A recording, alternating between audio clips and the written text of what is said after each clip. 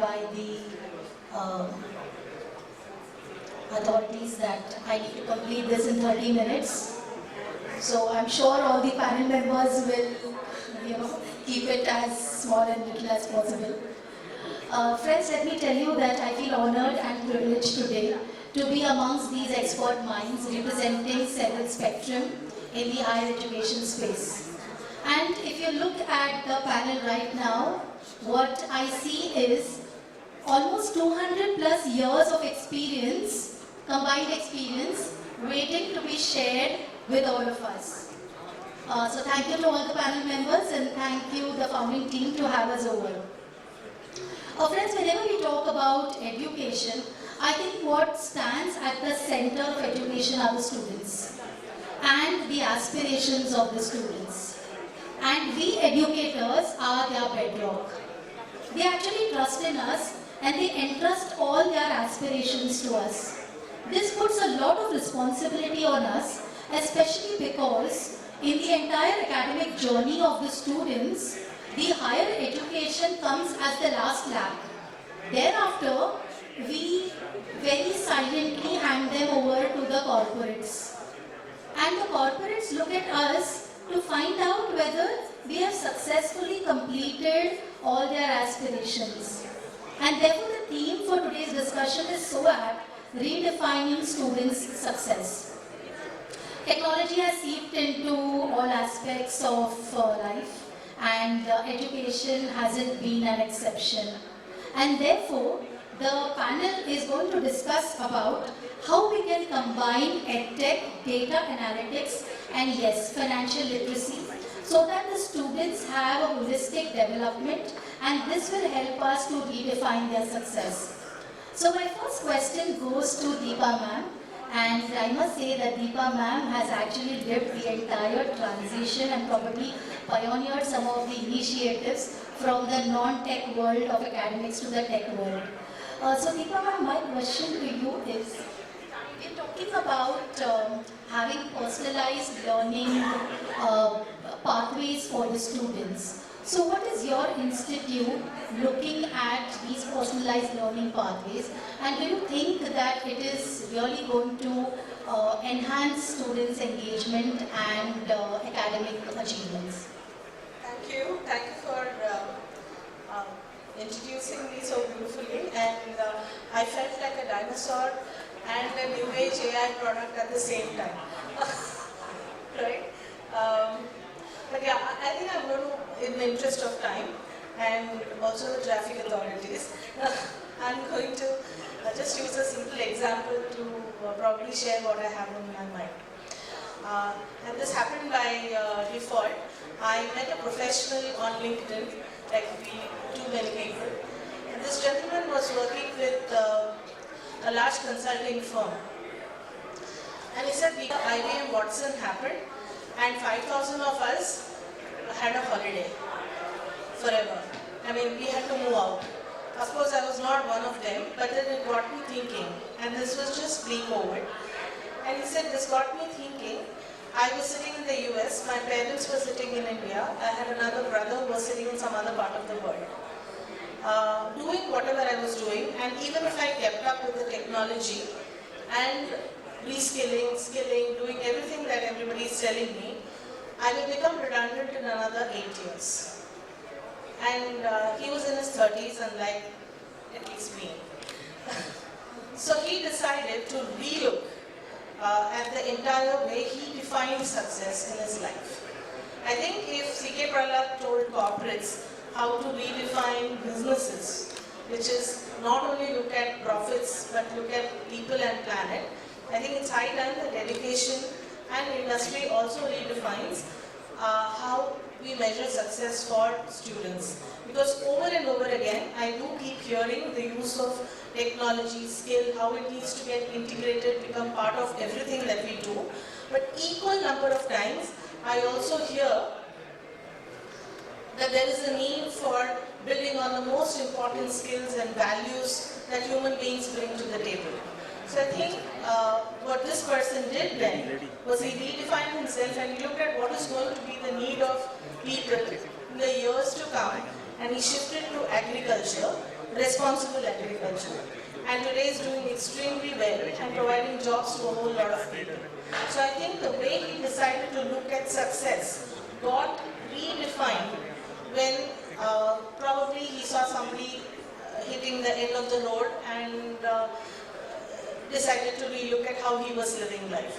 So my take on this whole thing would be redefine how you look at success, and just like you have a 3P or sustainability, all those values which we are redefining for organizations, we can possibly redefine how we look at it for individuals, and possibly if organization, if we can kind of push the envelope to organizations and say, why don't you relook at students holistically, because eventually that's the entire packet that you're getting, and not for a certain piece of technical know-how or a certain attitude that the person has right now.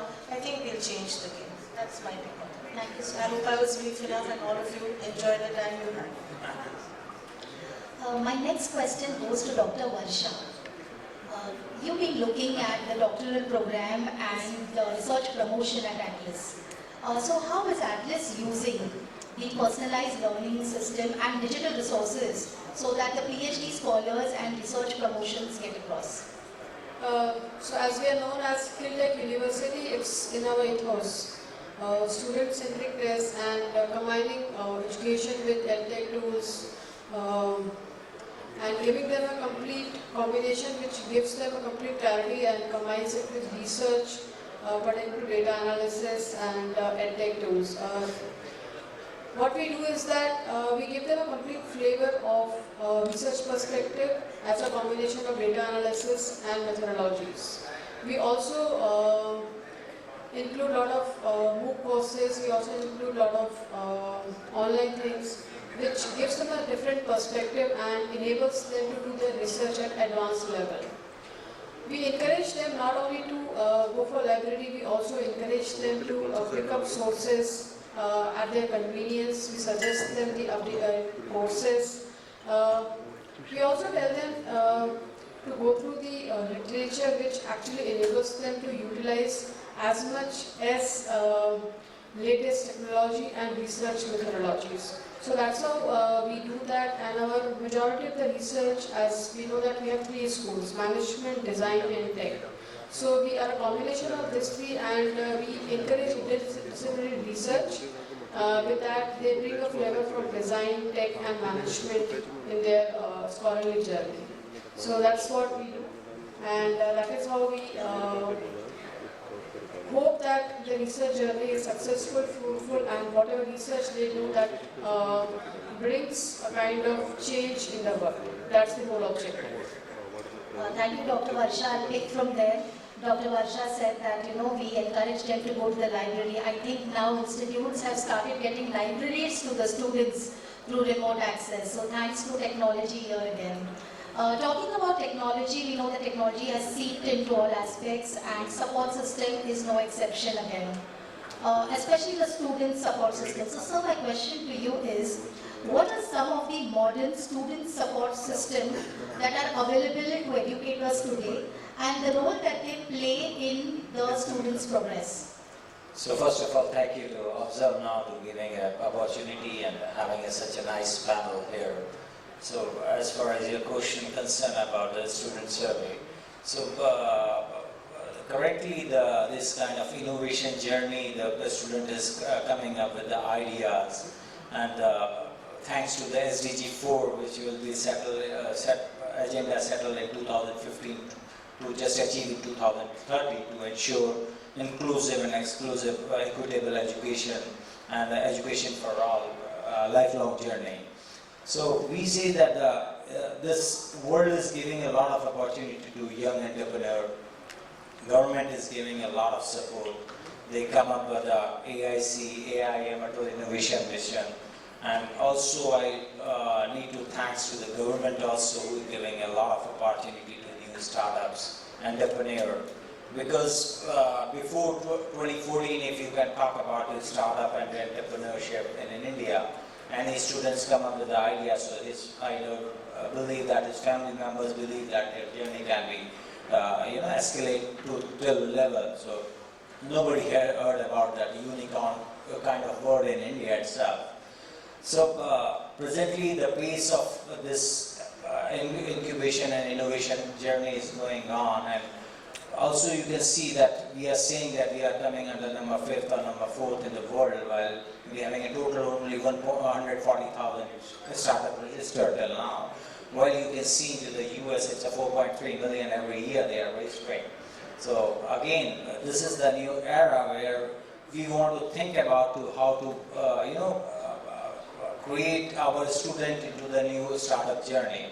And the time will become in the future, and the most of the education institution will become up with their ads that we having a placement, we are placing our student with this one of LPA.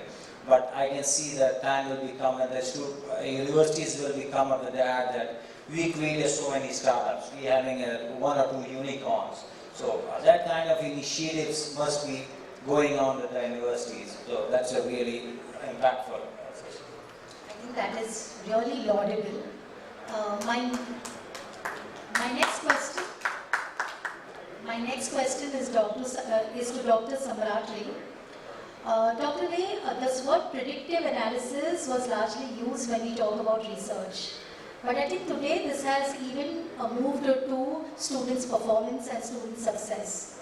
Today, even before coming into the classroom, using predictive analysis, I get to know which are the students at risk for non-performance.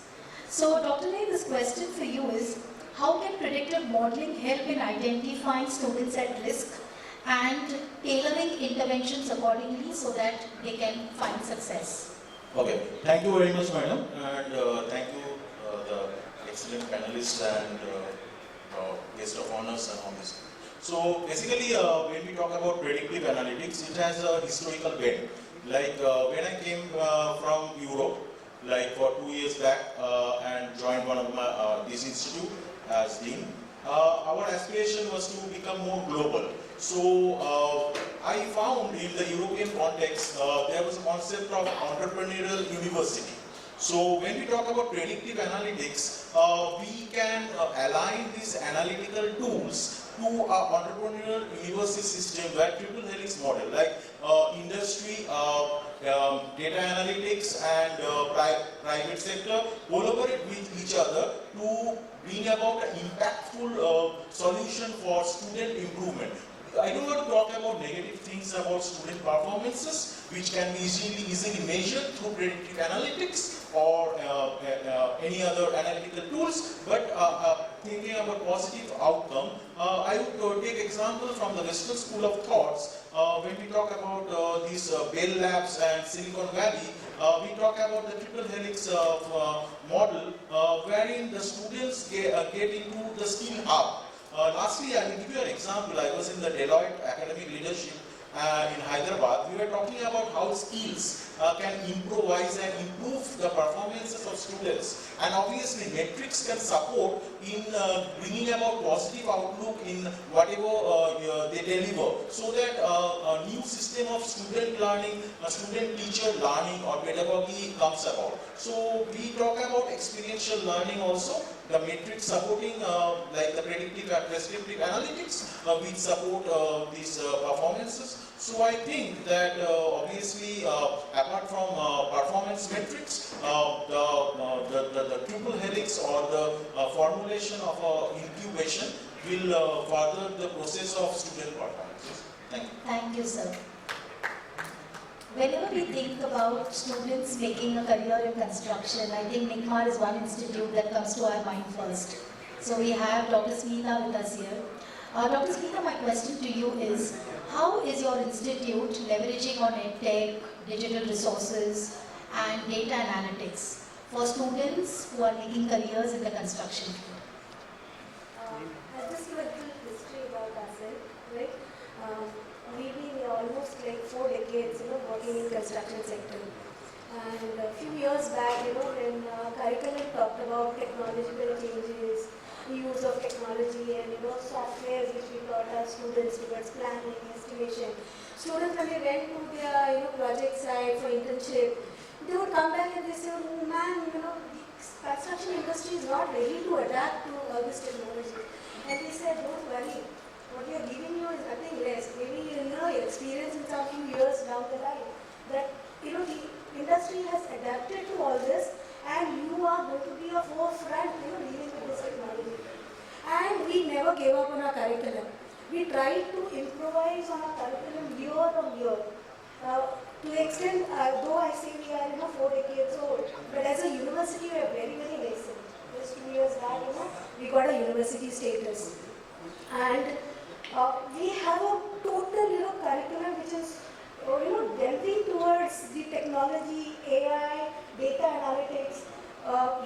We can boast about saying that we have the first AR, VR lab which we have established towards simulation.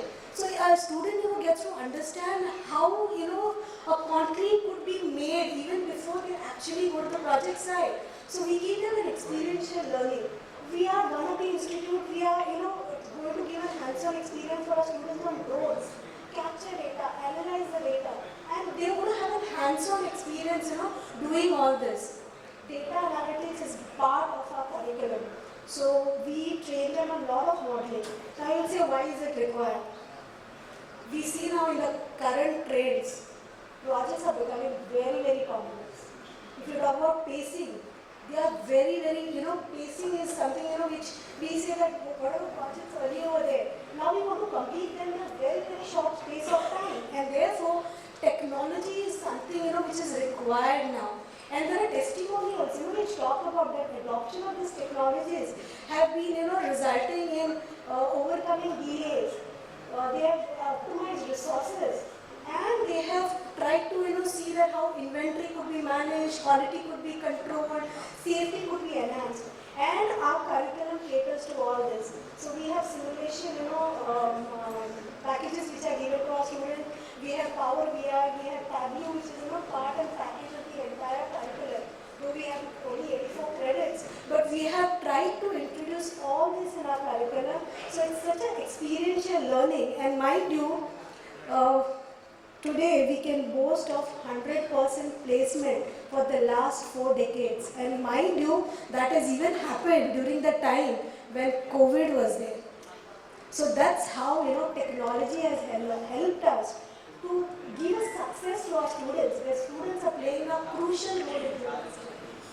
Thank you. Dr. Smita, the passion with which you spoke shows that they believe in holistic development of students to ensure success. Thank you so much. I'll pick from this word holistic development, which includes not only academic achievements, but also looking at their professional, financial, and personal success. Again, I pick from this word financial, and today regulators are talking about how important it is to knit in financial literacy into the curriculum so that it extends to even beyond their graduation. My question to you, Dr. Ghosh, is how can integrating financial literacy programs into students' experience contribute to long-term success of the students? So thank you, ObserveNow, and good evening, everybody. So primarily we are talking about financial literacy, EdTech, and we are trying to make our students holistically professional. Is because primarily of 2 reasons what I feel is to make them employable. Number 1, and number 2, the entrepreneurship has come up very well in the last couple of years, maybe about 8-10 years, and many people want to start their own. So you need to be holistically developed, professional, and not only having a degree certificate. So even the institutions have understood that they need to make their students holistically developed. Now it is not about only EdTech, financial literacy, and the other etc. whatever we are talking about. The holistic development should also be on social responsibility. It should also be on personality development. So in our Vijayabhumi University, we have these kind of programs which makes the student holistic. So personality development is a very big challenge for all of us. So that is one of the key things which we generally do. So coming back to your question, that again, we have tied up with one of the largest financial institutions, KPMG, where we are coming up with the DBA including KPMG. So it's not about only the education, even the financial literacy, when they navigate into the financial challenges with the financial frameworks. This always gives not only a professional but also a student who's going to be an entrepreneur or a professional. They can make an informed decision if they are financially, they know financial literacy and they are equipped with many other things like, EdTech, like data, professional entrepreneurship, that kind of stuff. So it's very, very important that, I come from an industry, I've been in the industry for about 30 years. I myself is an entrepreneur. I started my entrepreneurship in 2019. So I'm into education for about 17 years. So it's definitely very important, and I have no hesitation in saying that there is a huge gap between the academia and the education and the industry, which we need to, that gap we need to close it as soon as possible. The more holistic approach an institution adopts, the better it is, because the gap of those academia and industries will narrow down, and our students will become a little more comfortable when they go on a campus interview, when they go to in the field, in the market, when they go for an interview, the kind of questions they are being asked, unless and until they are holistically developed, unless and until they know more than their syllabus, okay, they will not be able to face that. And that's the reason there are a lot of challenges the youngsters are also facing right now. I think it's very important. Financial literacy. Yeah, so financial literacy, EdTech, everything, the personality development, everything is very much required for a one-stage learning. So Sir spoke about a program that they are partnering with 𝐾PMG, and so that the students get best of both the worlds. My question is to Mr. Arora. He's up with a fintech startup which does so much of work around financial literacy. So my question to you, Mr. Arora, is how can fintechs collaborate with universities, with institutes to ensure that financial literacy knowledge, financial knowledge gets not only at the higher education space, but right from the time the students start their academic journey. So what is it that you can help us with? Fantastic question. Thank you so much, and thank you for having me here. So I'll just build on what my fellow panelists shared about here. So see, when first talking about finance, when we talk about finance in general and the need for students to know more about it, it's not just from a perspective of, okay, you're going to know some analysis or number crunching, because most students then feel that maybe it's not for me. I come from marketing or I come from engineering, this is not for me. But in the morning, whoever was there was a wonderful session where Mr. Shani was a part of it, and he was talking about AI is ubiquitous. Similarly, tech, data, money is also an essential part of our lives. We are surrounded by it. Unfortunately, some of our cultural constraints don't make it very easy for us to talk about it, or the schools and colleges to teach about it openly. But essentially what financial learning stands for is not just, like I said, number crunching. It stands for holistic development. It stands for when you're going to face risk, because with money comes risk of losing it. How will you grow it? How will you manage that risk? And the same thing gets translated into all the other situations of your life as well. So not just from a hard skill perspective, from a soft skill perspective as well, to develop that attitude of managing and growing money well, it's extremely important. Just now moving to specifically what you asked. So at StockGrow as well, we have already connected with more than 1,000 institutions across the country, and they include schools and colleges both. Right? And a lot of you would be surprised then when we go to talk to 12 years old, 13-year-olds, we realize how sharp they are, how informed they are, and how keen they are to know about this. Right? I was just sharing with some people here that recently I went to judge a trading competition in a school in Gurgaon. Right? And they had run a huge competition with a lot of other schools. And the terms and terminologies and questions that they were putting out was mind-boggling for me. And I am in this space, evangelizing this space as well. So, where we start with those school students is not just teaching them about investments, but teaching them about money as well. Right? So we run a program called Young Leaders Program where we start speaking about money 101. Why is money important? What is this exchange currency and all of that? And I think more and more organizations in our space are coming together I mean, I hope they come together, but they are kind of doing it in their own spaces and working with institutions all across. Our prerogative now is to go and talk to even 10-year-olds, maybe even 8-year-olds, and we are working with some content around that to make it more engaging and gamified even for those students, so that that skill and that propensity to learn at a younger age can be promoted amongst them. Thank you, Mr. Arora. In fact, anything to do with financial literacy kind of attracts me. And when I see your institute, I thought, let me just go up on the website, do a little, who am I talking to on the panel. And when I see financial literacy working with SEBI, kind of, attracts me to financial literacy. But honestly, really good work. I see that on the website. Really good work. Thank you so much. Before I go to Dr. Gupta, one question to Deepa ma'am.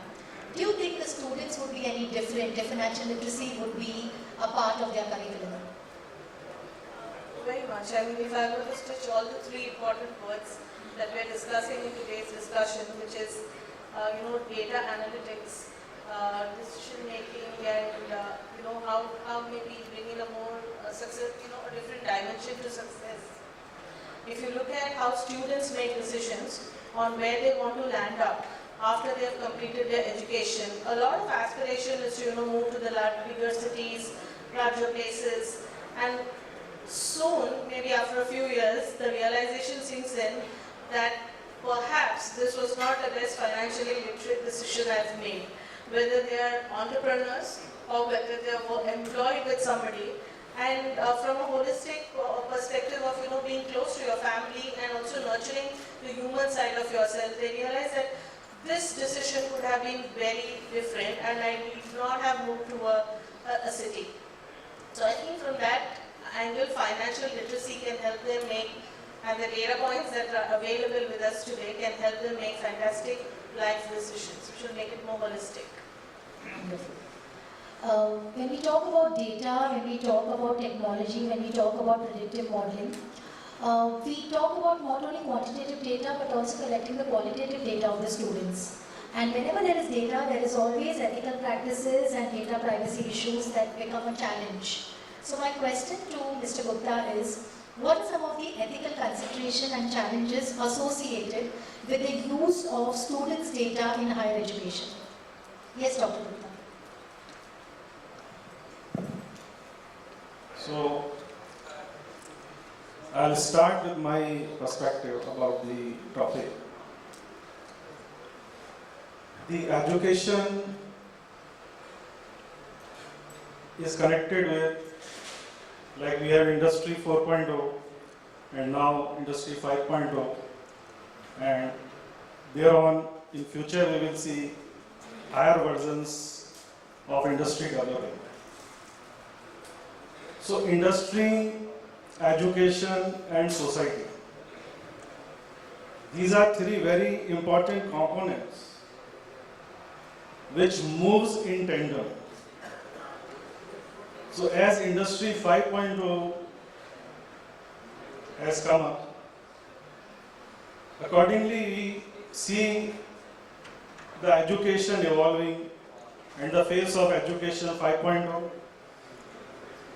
and accordingly our societies being developed and looking into the society 5.0.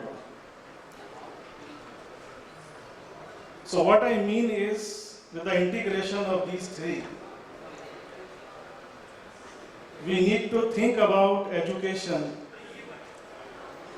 in conjunction with how industry is developing. What is going to be the face of the industry in future? And what kind of society we envision in the future? So accordingly, we have to choose the kind of education which aligns with the pace of the industry and the society in future. Now coming to the student success. So when we say holistic student success, it is about the personal development of the students, about the professional development of the students. According to the economic survey 23-24, only 51.25% of the graduates are employable. So that roughly means 50% of the graduates are not employable. So if the student does not get the employment, then of course the student success is somehow challenged. Then comes the personal development of the students. We need to develop the qualities of being a good human being, a good citizenship among the students. The good ethical is the question which has been asked. So the good ethical sense among the students. Now coming to the other aspects, like as we are talking about EdTech, the data analytics and financial literacy, so of course there is an information overload. Now in today's time on the students, so much is coming upon. But do we think that each and every student will be able to absorb everything? This is again a question. So we need to think upon, and who will think upon? Again, that is a question. Because student success, student has to be successful. So will we decide about the student success, or the student is equally capable to decide upon their own success in their personal and professional life? So, where is the pick and choose approach? So somehow I feel when it is a student success, the role of mentorship and coaching is again very important. We need to define that for which student, what it means, the real meaning of student success. Now coming to the three important components like financial literacy. So financial literacy is important because the student has to be financially aware. But on the other side, looking into the cyber financial crime data, if you see, the number of cyber financial crime has gone too much, multiple times.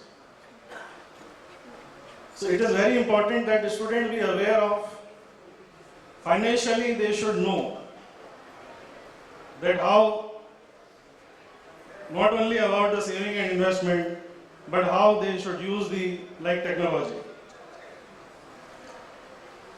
safely. And like EdTech platforms, so many EdTech platforms are there. Everybody is trying to sell their own products to the customers. The student has to find out which of the EdTech courses are relevant, which integrates in their professional journey, which leads them to the student success. Similarly, everyone can't be a data scientist. However, for each and every student, some kind of data capability to handle the data is also very much required. So, in a way, I have tried to give a long-term perspective, long-term vision to the discussion, that when it comes to the student success, we are talking about the student success, but somehow we have to make the student also aware of what student success means, what is the future path, what kind of future industry, education and society we are envisioning for the students, and how these EdTech, data analytics and financial literacy can be integrated well into that professional journey of the students, which leads to the holistic student success. So thank you very much. Thank you so much, sir. My question to you, sir.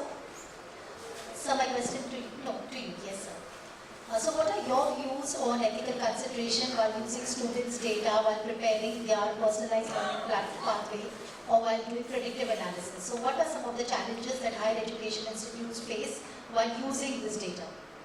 See, as we all know that the data is unlimited data is available. When the student comes to a university, starting from the filling of the forms, the data is captured. So now, how do we use that data? There are many, in my experience of 17, 18 years education, I worked in many organizations, universities, where I've seen the data being used discreetly at times. The selected data goes to the selected departments and not to everybody, and there are places where data are available to all the departments, in free flow. So it depends on how do we, capture the data, how do we nurture the data, and how do we implement, how do we take the data into a purpose-driven, student-centric approach. So that data can be used for students' continuous development, data can be used for advising or suggesting, or maybe have a tutorial class with the students, explaining them where they are not doing well, how can they do well. We can always sit with a student and explain their student's journey, so all that can be done. So data can be used very, very usefully. I'm sure there are many institutions who are doing it, but these are the, according to me, these are the primary way we should be nurturing the data, using it particularly and only for the students' purposes. Yes, there are many universities, even we also use at times data for our marketing purposes, for the university marketing purposes. It should be done, but yes, it should be done with the consent of the student and not in a very unappropriate manner.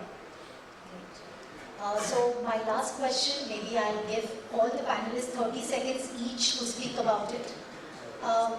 What is your take on the future of today's students with increasing reliance on technology, on the use of technology?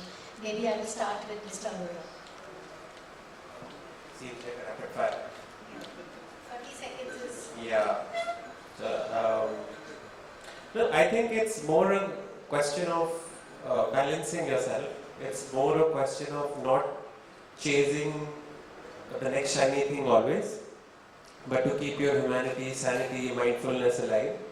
That is the challenge that students are going to face. So I would say it's a challenge because technology is not going to stop, and it's going to be a personal effort to balance your mind. Thank you. Dr. Deepa. I would like to sum it up with one line. I would say innovate or perish.